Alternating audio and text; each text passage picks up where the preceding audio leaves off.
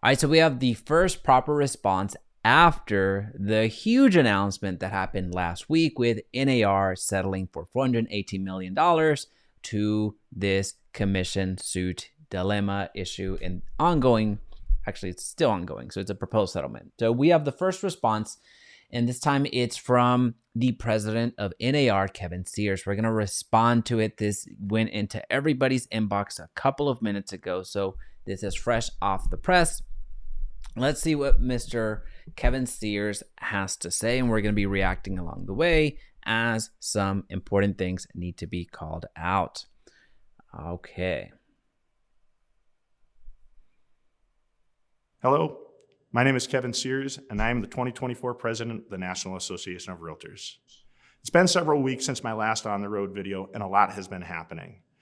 Today, I'd like to touch on a couple of things. Our settlement that you've recently heard about, as well as our continuing political and policy advocacy. By the way, this whole job of being the president and just being in these shoes, I do not envy this gentleman, regardless of how much he gets paid or doesn't get paid. He gets paid. It does not matter. That is a tough road. It's just, anyway, I do not envy this gentleman. But before I do that, I just want to say thank you to all of the members across the country who reached out to me and showed the love and support when they heard about the passing of my first broker, my first mentor in life and in business, my father, Realtor Emeritus Paul Sears. He's the one that first taught me about the importance of the Realtor family, and you all came through and proved him right. So I'd like to say on behalf of myself and my family, thank you. Now, man, that's rough. It certainly doesn't get easier. Being in these shoes, stepping into this limelight. So remember, this is not necessarily a thing that was that this individual, Mr. Sears, created. And again, it's just a tough situation overall.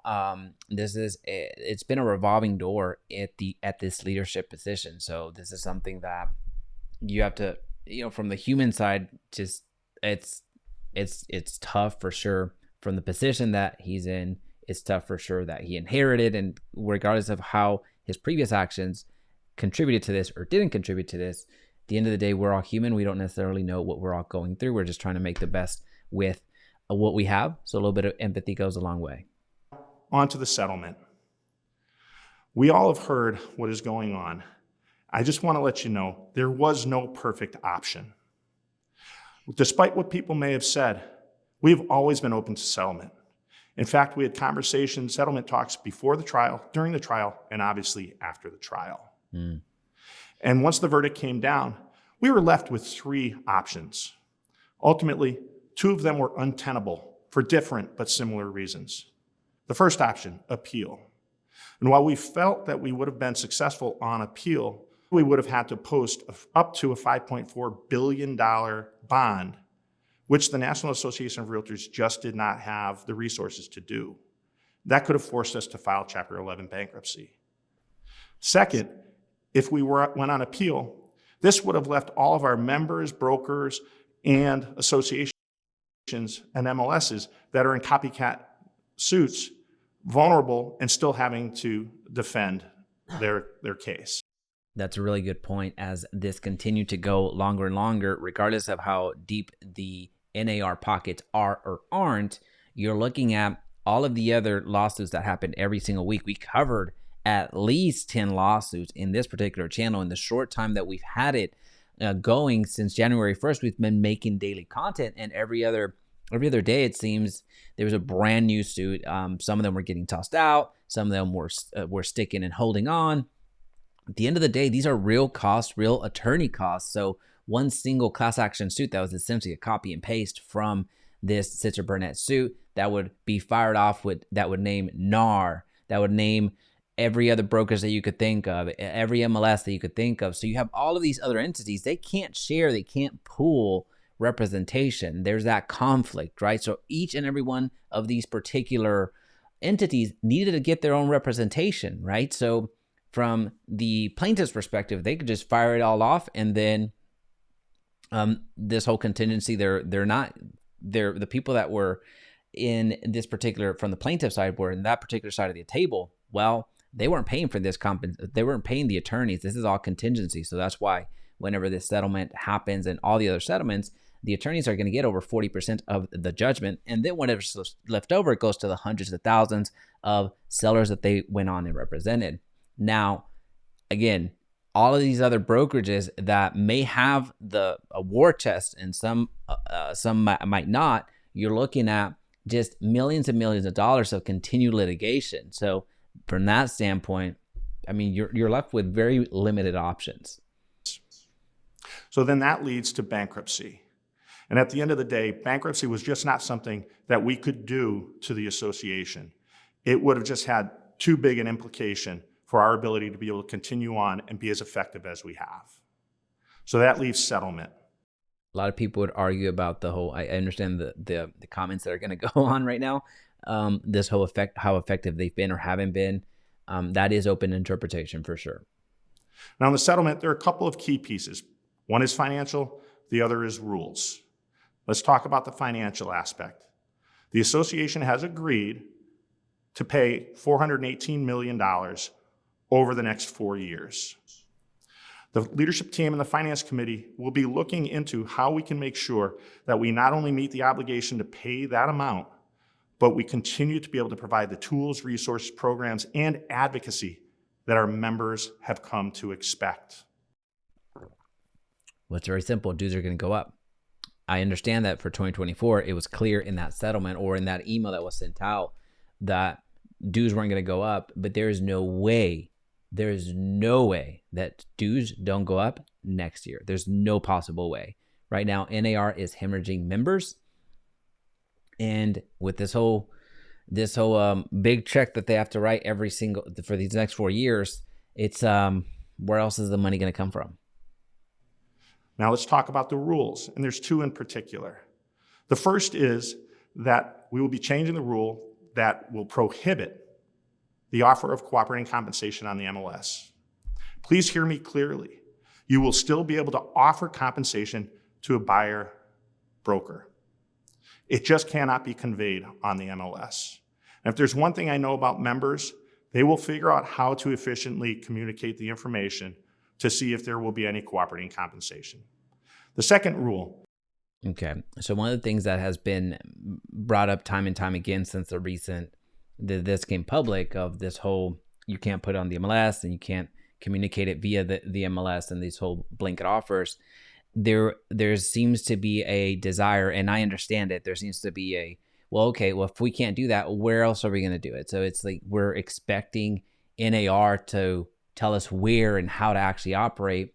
In the settlement, they can't go and extend and give you the blueprint. So essentially, there would be breaking that settlement that, it's not required here. We're not going to help. We're not going to facilitate all that by creating another MLS or by creating another entity, anything else that's going to help facilitate that information. So their hands are tied. So that last statement of, we're confident that agents are going to find a way, that's as far as that he is able to actually go because of that settlement, or right out of the gate, NAR would be breaching it. Is that if you are a Realtor MLS participant, you will need to make sure you have a written agreement when you are representing a buyer. This is something that the National Association has talked about for years, and it is good practice. Now it will become a rule. And as far as I'm concerned, anytime we have the opportunity to have additional conversations and explain our value and worth to the consumer, that will be a good thing for all of us. This is what I'm not sure about, if they are able to create these forms, or if it's going to, well, clearly, I know that our brokerage I know that our brokerage is working on some representation agreements, but is this going to be now a broker thing, a real estate commission thing? I don't necessarily know if NAR or anybody else. Well, let me just focus on NAR. I don't know if NAR is going to be able to create these written contracts or agreements. I don't necessarily know if they're going to be able to, based off of the settlement. Now let me talk about policy and advocacy update. This week, we're having a conversation with around 1,000 members. And we're hearing from not only elected officials, policy advisors, and political pundits to figure out what's going to happen this year, 2024, a very important election year. We're also continuing our advocacy in Washington, D.C. And over the last few weeks, I was able to fly into D.C. a couple of times. Once I met with my member of Congress, who is the ranking member of the House Ways and Means Committee, Congressman Richie Neal. We had important conversations about the National Flood Insurance Program, the 30-year fixed-rate mortgage, the importance of Fannie and Freddie to our industry and FHA, as well as tax incentives and tax benefits to real property ownership.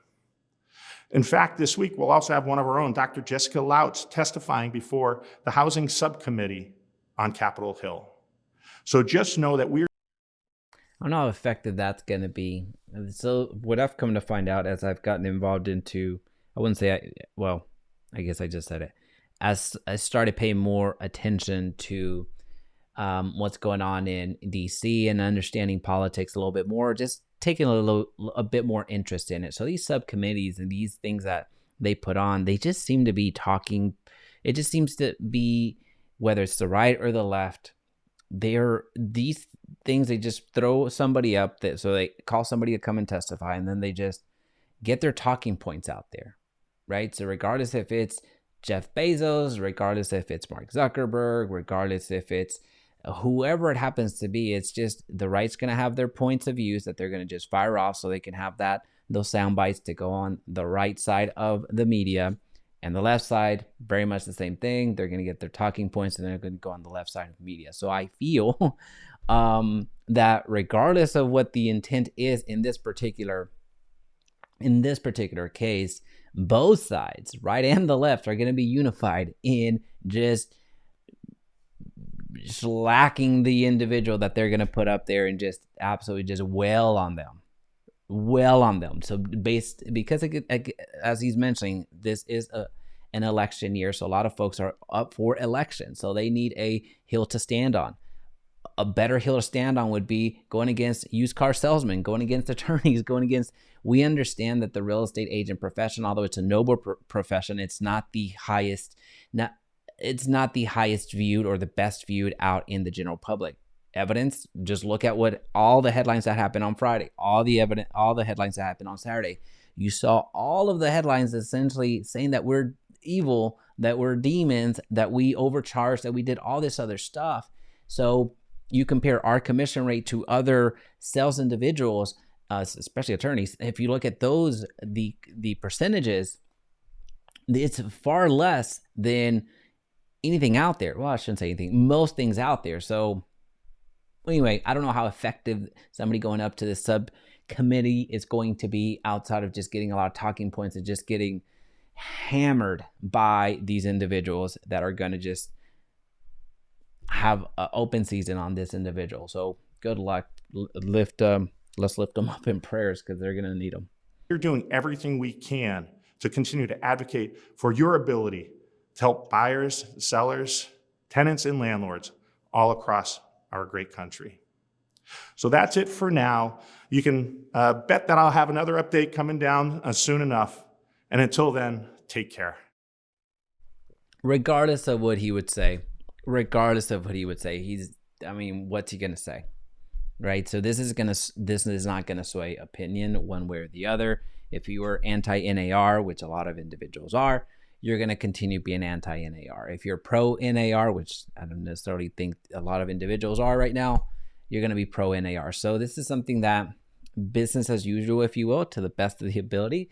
So a lot of the things that go after here, like if you're leaning, the one thing that I want to make sure that we convey here is, if you're leaning, relying, and are dependent on NAR giving you the next steps, the blueprints, that's not going to happen. So you need to lean in on your own abilities. You need to lean in on your mentors. You need to lean in on your brokers. You need to lean in on a network of real estate professionals that's going to absolutely help you, at least in this time, either through support, through training, through helping you along the way at the end of the day. So NAR is not coming to save you. It hasn't yet. So, and it won't in the future. So more than anything, I wanted to see kind of what was being shared in this particular, the first, public statement in this format. It's nothing is earth shattering here, unfortunately. But again, the important thing here is that NAR is not coming to save you. You need to start working on contingency plans on how things are going to happen. Do not wait on this organization to really do much for you in these particular times, partly because of the way that the organization has been handled in the past. So historically, they haven't been that effective. But also in some of these things that they're constrained, they actually cannot speak on. We talked about the whole of, you got to figure out how to get this messaging out there, how to know if there's some co-broker percentage for you. They can't really speak on that, or they're breaching the proposed settlement. Anyway, let me know what you think down in the comment section down below. Let's rate it. So 1 being absolutely horrible, shouldn't have made this video. 5, hey, this is the best thing ever. Let me know, 1 to 5. Let me know in the comment section down below, how would you rate this video? I'll see you on the next one.